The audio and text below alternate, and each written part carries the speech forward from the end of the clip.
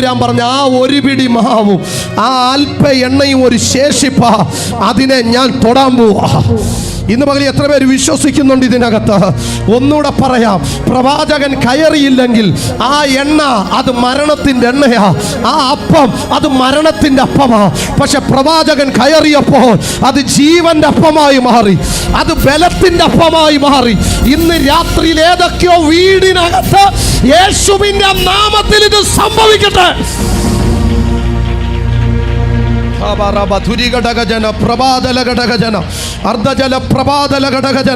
ചില ശേഷിപ്പുകൾ യേശുവിന്റെ നാമത്തിൽ. ഇന്ന് രാത്രി അത് വെളിപ്പെടട്ടെ, ഇന്ന് രാത്രി അത് വെളിപ്പെടട്ടെ. ഇന്ന് രാത്രി ചില കുടുംബത്തിനകത്തുനിന്ന് മരണത്തിന്റെ ശക്തികൾ യേശുവിന്റെ നാമത്തിൽ വഴിമാറട്ടെ.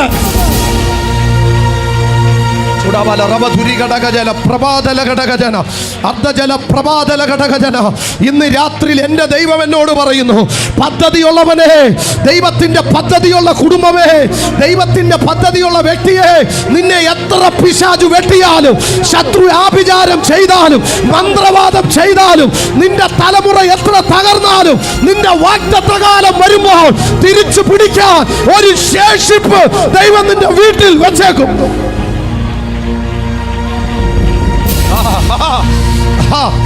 ഇന്ന് രാത്രി ആ ദൂതിനെ ഏറ്റെടുക്കുന്ന എത്ര പേര് ഇതിനകത്തുണ്ട്? ചില വീടിനകത്തേക്ക് ഈ ദൈവവചനത്തിന്റെ ശക്തി ഇറങ്ങുകയാണ്.